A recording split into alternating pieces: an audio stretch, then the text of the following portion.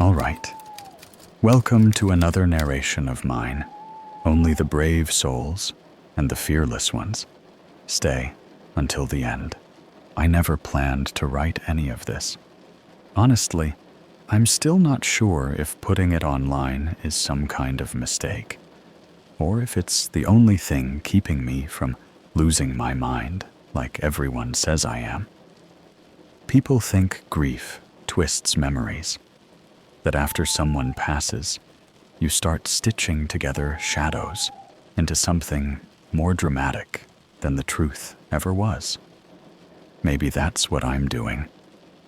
But if that's the case, then why does every new thing I remember line up so perfectly with the things I've recently found? I guess I should start at the beginning, back before the hospital, before the strange noises in the house, before I found the box, before I started believing my grandmother wasn't just weird or old-fashioned, before I realized the woman I grew up calling Nana might have been hiding something dark, something that followed us long after she was gone. My mom never liked talking about her. That alone was strange, because my mom could talk about anything. She was the kind of person who made friends with cashiers and mailmen and would talk your ear off about the weather. But if you mentioned Nana, she'd shut down like someone turned off the lights inside her. I used to think it was just family drama, the normal kind, like disagreements or an argument from years ago that nobody quite remembers, but everyone still feels. But now that I'm older, and now that I've seen the things I've seen, I think it was fear. Real fear. The kind that gets into your bones. The last time we visited Nana together, I was 14. Mom didn't want to go, but Nana called her late at night, sounding confused, asking for help because she couldn't keep the house quiet anymore. Mom looked pale the whole drive there, like she was holding her breath. Nana's house sat at the end of a gravel road, the kind of place that never felt warm, even in summer. It always smelled like cedar and old tea, and the halls were too narrow, like the house itself didn't want you in it. I never understood how a place could feel like it was watching you, but that house did. Mom kept whispering, "Don't wander. Stay where I can see you." She wasn't a nervous person, but that day, her hands wouldn't stop shaking. When Nana opened the door, she smiled at me, but not at my mom. Her eyes lingered on me too long, like she was counting something on my face. She hugged me, but her hands felt cold, even though the house was overheated. She whispered something I didn't catch, but it sounded almost like a prayer, or maybe not a prayer at all. I wish that was the only strange thing. While Mom helped Nana clean the kitchen, I wandered into the spare room, the one my mom always told me never to enter. I didn't mean to break the rule. The door was cracked open, and I heard something inside. A faint tapping, like someone drumming their fingers on wood. The room was dim, curtains drawn tight. Dust hung in the air like fog. Against the far wall was a tall cabinet I'd never seen before. It was carved with symbols I didn't recognize, messy and uneven, as if someone had made them with a shaking hand. The tapping got louder as I stepped closer, but the room was empty, except for me. When I reached for the cabinet handle, Mom suddenly grabbed my wrist so hard it left marks. "Don't ever open that," she whispered. Her voice didn't sound like her own. Nana appeared behind her, watching us with that same too long stare. "Curiosity isn't safe for children," she said softly. "Some things inside a family aren't meant to be touched." We left shortly after. Mom didn't speak the entire drive home. Not a single word. Later that night, she locked herself in her room and cried. I had never heard her cry like that before. Not loud, not messy, but this low, trembling sound, like she was trying to keep something from breaking out of her. After that visit, things in our house changed. Little noises started happening at night. Tapping again, just like in Nana's spare room. The lights flickered more often. Mom became more jumpy, more tired, more fragile. She started placing small bowls of salt near the windows without explaining why. Whenever I asked, she'd just say, "Don't touch them. They help." Help what? She would never answer. Around that same time, Nana started calling more, sometimes late at night. And every time Mom saw her name on the screen, she'd go pale and let it ring until it stopped. Once, Nana left a voicemail. Her voice was low and shaky, saying something about keeping the doors closed and hearing the names again. Mom deleted it before I could listen to the rest. I didn't understand any of it then. I just knew something was wrong. With the house, with Mom, with Nana, with everything. Like there was a storm building, and nobody would tell me where the thunder was coming from. I didn't know the truth until the night Mom got sick. The night she collapsed in the hallway, whispering Nana's name. The night I found the box.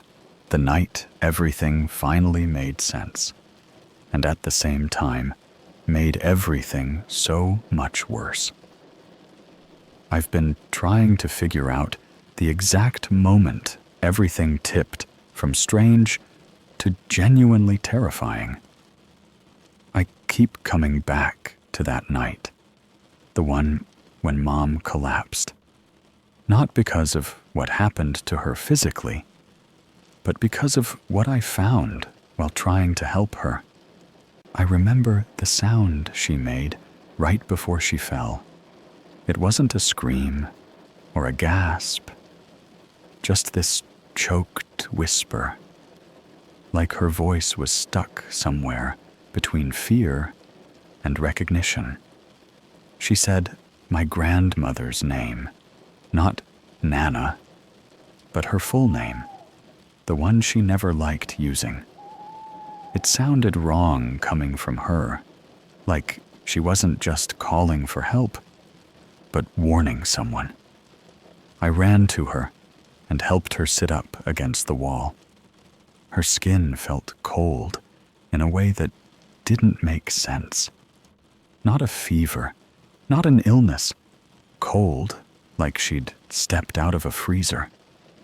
She kept staring past me, toward the dark end of the hallway, like she expected someone to be standing there. No one was. But the house didn't feel empty. While waiting for the ambulance, I tried to find her phone. I thought maybe she'd tried to call someone before she fell. That's when I noticed her bedroom door was slightly open. Unusual, since she always kept it closed. I stepped inside to look for the phone, and immediately something felt off. Her room was a mess, but not the normal kind. It was like she'd torn the place apart, searching for something. Drawers dumped, closet emptied, her nightstand overturned, papers shredded on the floor, and under the bed, a burned patch on the carpet, circular, like someone had lit something on fire there. But the strangest thing was the trash bin. Inside, half covered by a sheet of crumpled newspaper, was a wooden box, small, blackened around the edges, as if someone tried to burn it but couldn't get it to catch. It looked old, older than Nana's house, older than anything I'd ever seen her own. When I lifted it, the lid rattled slightly, like something shifted inside. Mom must have heard me from the hallway, because she suddenly shouted, really shouted, for the first time that night. "Put that down!" Her voice cracked. I'd never heard her sound that terrified. I told her I wasn't opening it, just moving it. But she shook her head violently and tried to stand up. She couldn't, but she kept reaching out with this desperate look, like the box itself was dangerous. I put it on the nightstand and backed away. She didn't relax until I was across the room. She didn't want me touching it, not the box, not anything near it. The EMTs took her, and the house went quiet. Too quiet.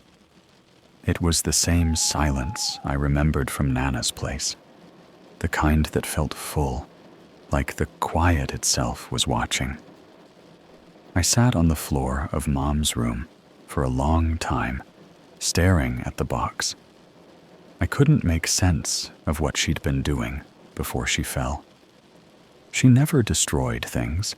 She never tore apart a room. And the burned patch, she didn't even like candles. When I finally opened the box, it wasn't because I wanted to. It was because everything else felt wrong, and the box felt like the center of it. Inside were 3 things. A photo of my mom as a child, standing next to Nana, except Nana wasn't smiling. Her eyes were fixed on the camera in a way that didn't look like a normal photograph.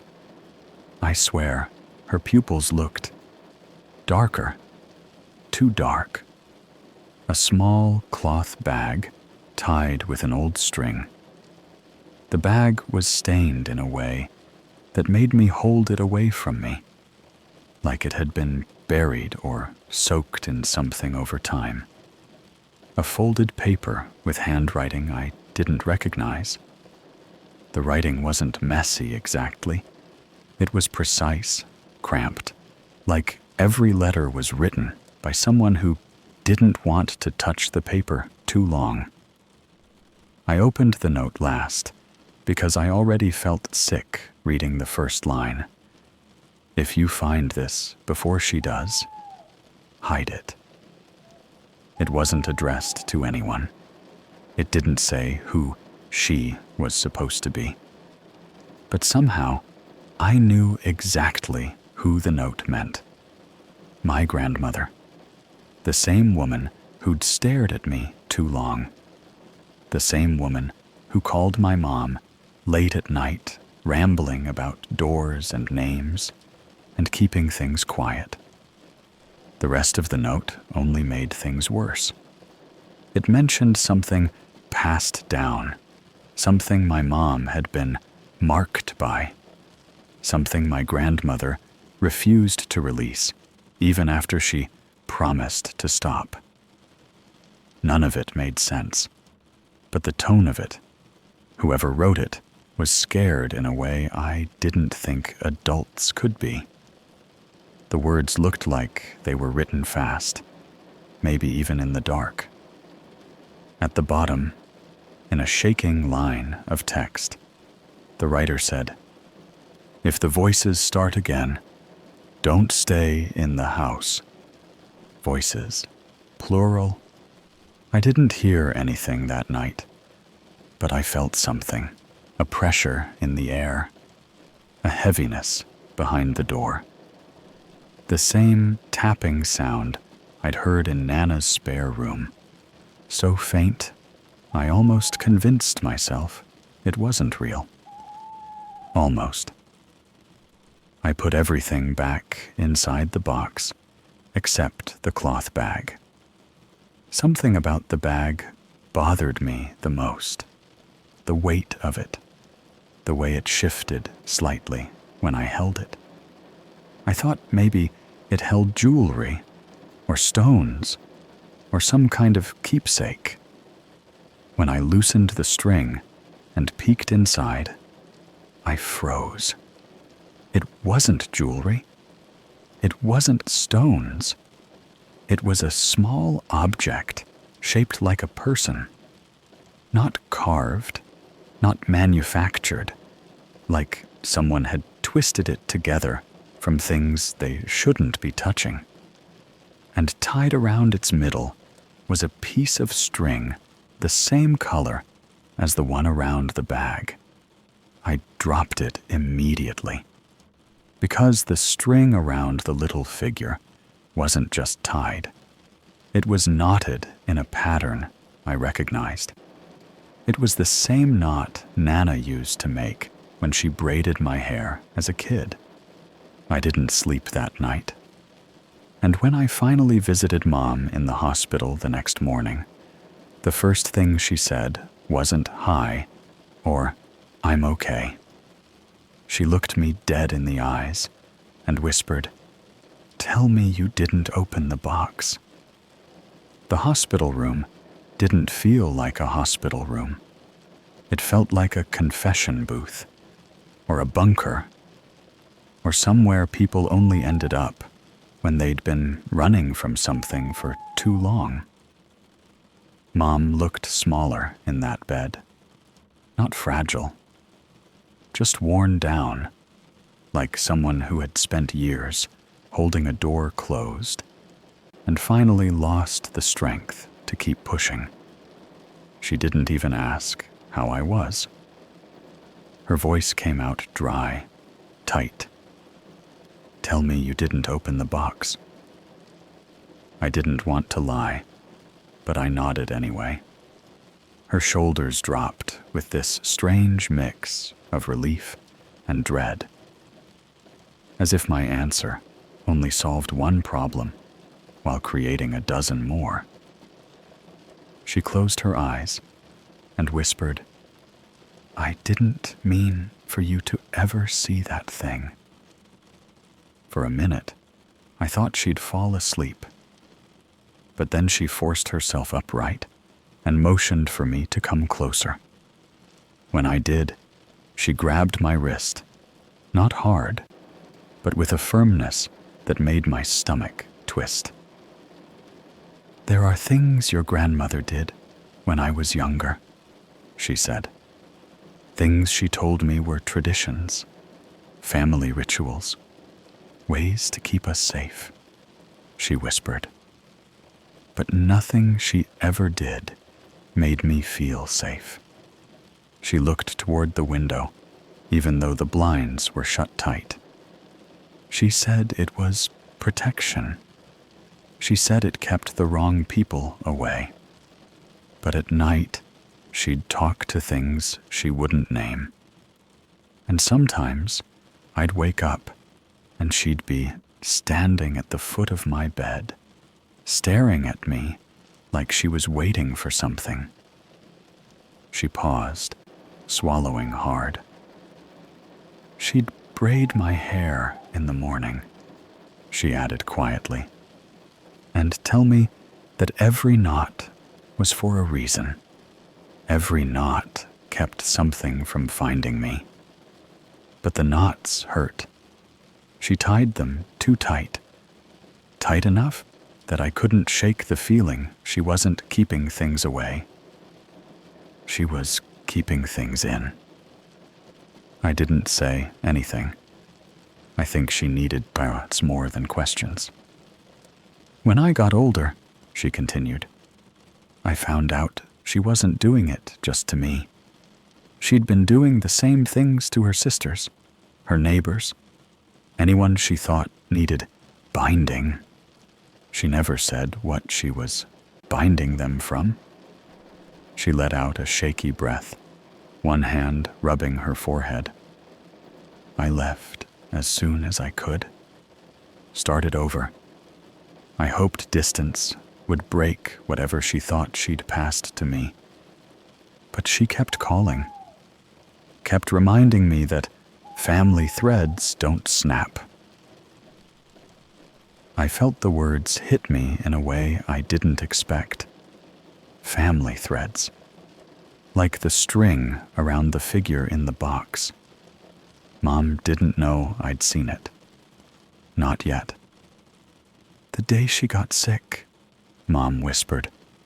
She told me she was losing control.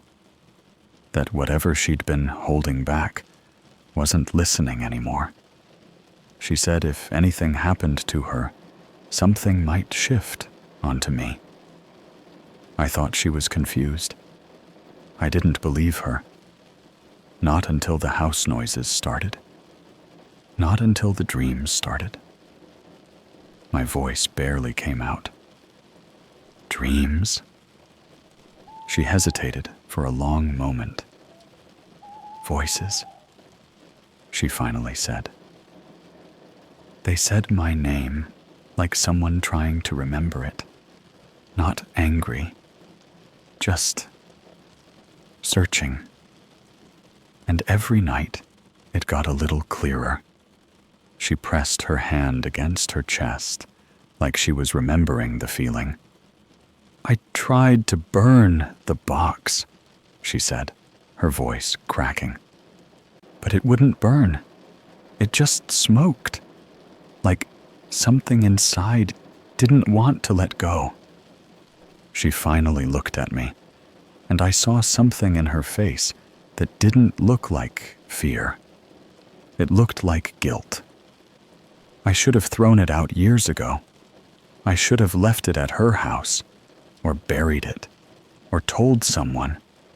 But I thought if I ignored it, it would die out with her. There was a long silence. Then she said something I still hear in my head. Whatever was in that house, she didn't trap it. She tethered it. I didn't know what that meant until she squeezed my wrist again. She tethered it to blood, Mom whispered. To her. To me. And if you opened that box, if anything in there touched you, she stopped, like the next words physically hurt to say. Did you feel anything last night? She asked quietly. Anything strange, cold, heavy? Did you hear anything? I almost told her no, but the tapping from the hallway, the pressure in the air, the way the house had felt like it was holding its breath, all of that came rushing back. Before I could answer, a nurse came in. Mom dropped my wrist instantly and leaned back as if she'd said too much. She shut down in seconds, retreating into silence the way she always did when things got too heavy. I left the hospital feeling like I'd stepped out of a movie halfway through the reveal.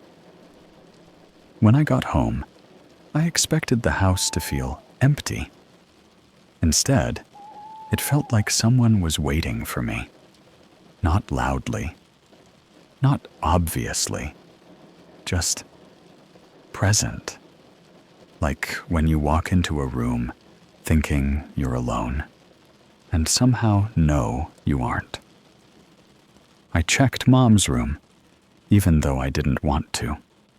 The box was still on the nightstand, except it was open. I knew, with absolute certainty, that I had closed it before leaving. Inside, nothing looked disturbed, except the cloth bag. The little figure was gone. And on the inside of the lid, scratched faintly into the wood, was a new mark. It wasn't one of the symbols from Nana's cabinet. It wasn't a shape or a number. It was a word, a name, my name. I didn't leave the house right away after seeing my name inside the box. I should have. Anyone sane would have. But when you grow up with a parent who keeps secrets the way other people keep photo albums, you learn to sit with the unknown longer than most. Still, that night felt different. Like the house had shifted into some version of itself that didn't belong to me anymore. I stood there, staring at that carved-out scratch of my name. My first thought was that Mom must have done it at some point, maybe years ago, and I just never noticed.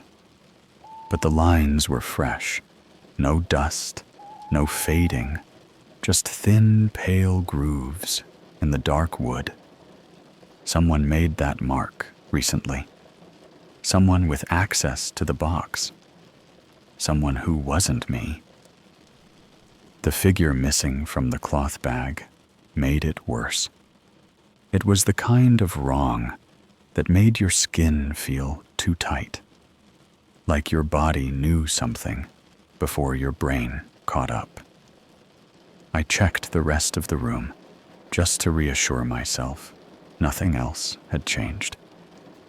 But the air felt heavy, thicker near the doorway, and every time I moved, the floorboards creaked like they were reacting to me specifically.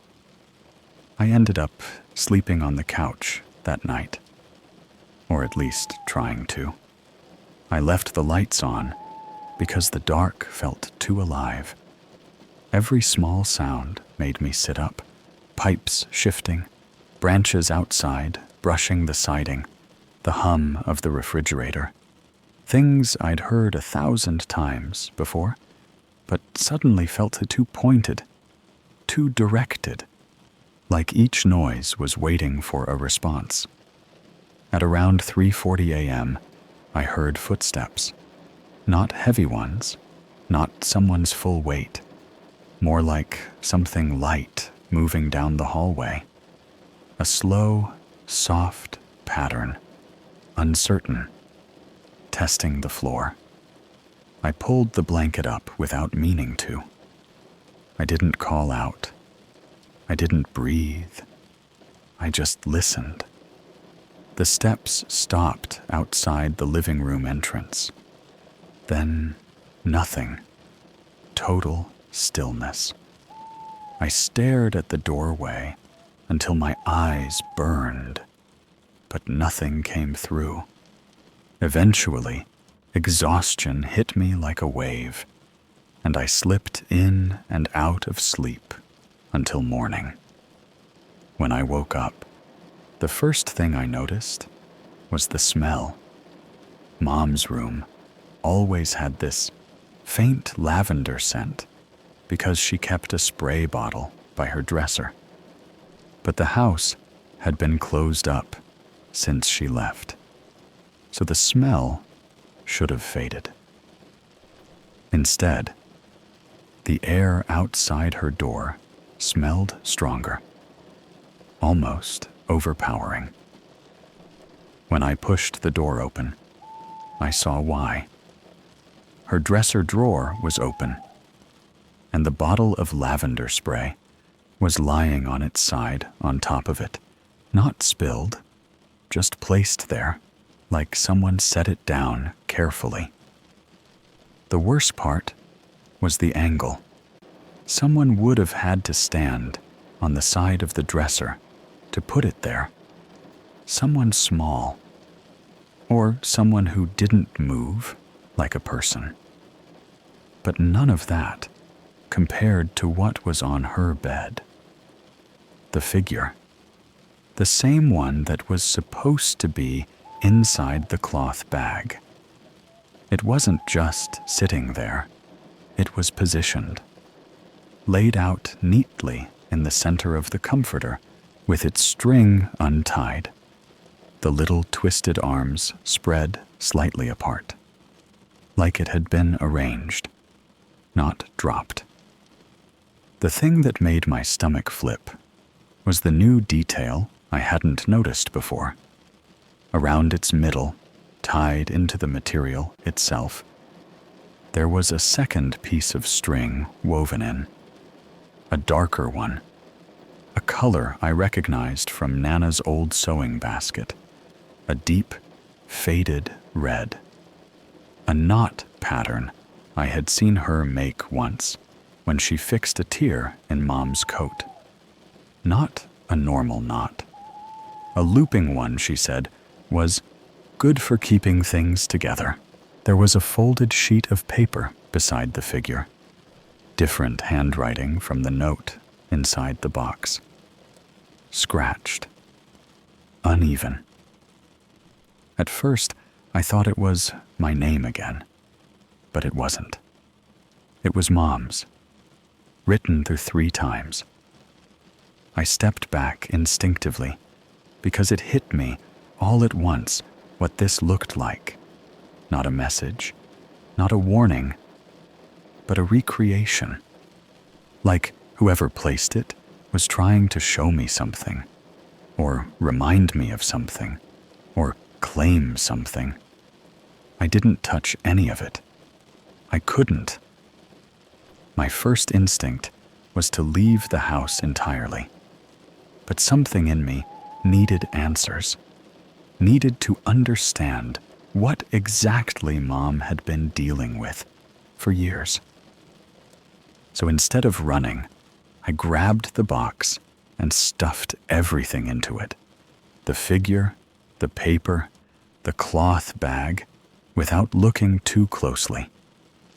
I brought it with me to the hospital. Mom wasn't awake when I arrived, so I waited. When she finally opened her eyes, she looked like she'd aged another 10 years overnight. She saw the box in my hands and froze. "You brought it here?" she whispered, like I'd carried a storm into the room. I told her I didn't know what else to do, that things were happening at the house, that I heard footsteps, that something moved the figure, that it spelled her name. She didn't seem surprised, not scared, not confused, just tired. "They don't move things for no reason," she said quietly. "They move things to show they're here, to remind you you're not alone." I felt my throat tighten. Who is they? Her eyes drifted toward the ceiling, like she was listening to something I couldn't hear. "It doesn't matter who they are," she said. "It matters who they follow." I didn't breathe for a moment. "You mean Nana?" Mom didn't answer. She didn't have to. She looked at the box again, and her voice dropped to this soft, shaking whisper. "If the figure isn't staying where you leave it, it means it knows you now." My stomach dropped. "Knows me how?" Mom shut her eyes, her face tightening with a kind of pain that wasn't physical. "By name," she said. "By touch. By blood." Before I could ask anything else, her heart monitor beeped sharply, and she winced, clutching her side.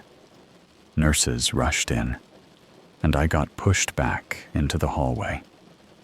They closed the curtain. I stood there, gripping the box so tight my hands hurt. And then, in that hallway, with nurses moving past me and machines beeping behind the curtain, I felt something press lightly against the back of my arm, like a fingertip. But when I turned around, no one was there. I didn't tell the nurses about the feeling on my arm. What was I supposed to say? That something invisible brushed me in a hospital hallway? They already looked at me like I wasn't sleeping enough. And honestly, I wasn't. Mom stabilized after a while, but she didn't wake up again that day. When a doctor finally pulled me aside, all he said was that her body was under severe stress. No explanation, no cause, just stress, like something was wearing her down from the inside. I didn't stay much longer. The hospital lights, the machines, the curtain around her bed, everything felt tighter each time I looked at the box. The walk home felt wrong, not dangerous, just aware, like every empty street and quiet porch had eyes. By the time I reached our front door, my hands were shaking badly. I had to set the box on the porch before unlocking the house. Inside, the air didn't feel heavy anymore. It felt expectant, like the house was waiting for me to finish something. I didn't want to, but I opened the box again, slowly this time, like whatever was inside could react. The figure wasn't moving. It lay in the corner of the box, still, like it finally ran out of energy or interest, or both. But there was something new inside the lid. Another word carved lightly beneath my name. Return. I backed up until my calves hit the wall. My hands went numb. Everything in me wanted to slam the box shut and bury it in the yard, or burn it, or drop it into a lake. But that word wouldn't leave my head. Return. Return what? Return where? Return to who? My mom's warning echoed in my mind, that these things moved with intention. They weren't random. They weren't confused. They acted like they knew the rules of something I didn't understand. That's when I realized the word wasn't telling me to return the box. It was telling me to return me, to the house where all this started. Nana's. Even though she wasn't alive anymore, the place still stood. I hadn't been back since that day when I was 14, when she watched me with those cold eyes, like she was counting pieces of me. But the moment I thought about not going, the lights flickered, just once, but sharp, like the house was correcting me. That was enough. I took the box, got in the car, and drove. I wish I could say I was brave about it, but the truth is, I kept checking the back seat the whole time. My chest felt tight, my hands sweaty on the wheel. I kept expecting to hear the tapping from Nana's spare room again, but the car stayed quiet, except for the road under the tires. Her house looked smaller than I remembered, but somehow darker.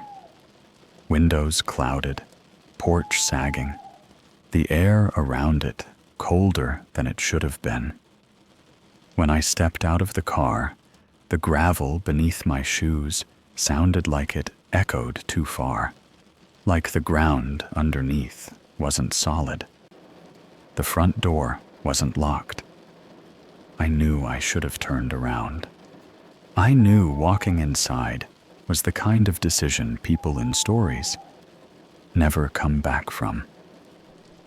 But something pulled at me, gentle but firm, like a hand on the back of my shoulder, guiding me forward.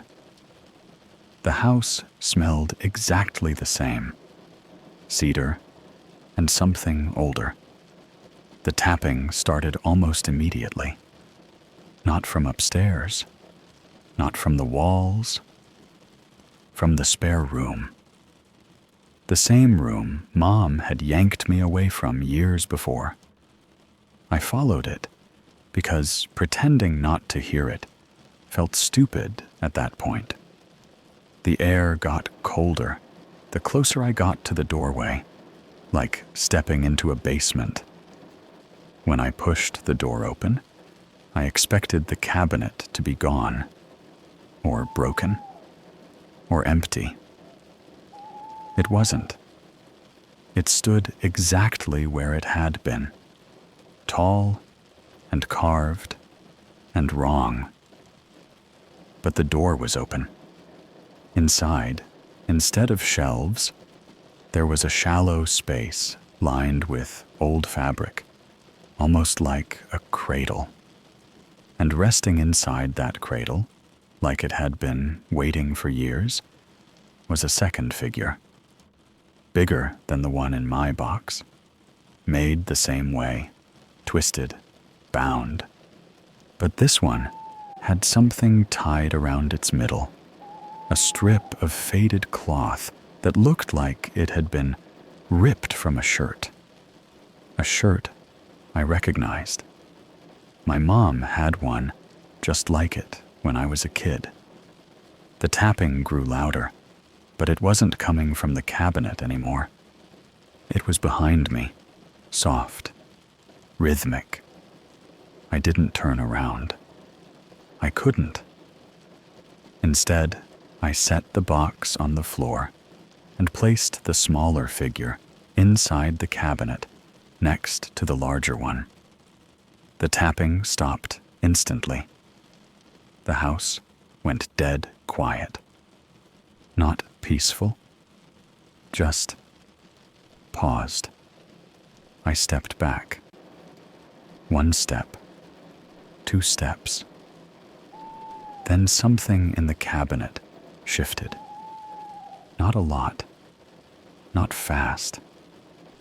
Just enough that the 2 figures slowly tilted toward each other, almost touching. And I swear,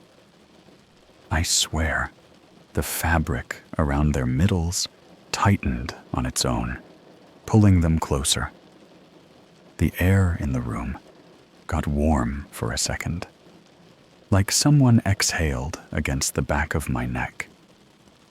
Then everything went still again. I didn't wait. I left the house, locked the door behind me, even though I didn't need to, and drove home, shaking the entire way. When I got back, the box felt lighter. The tapping never returned. The air in the house finally felt normal. 2 days later, Mom passed quietly in her sleep at the hospital.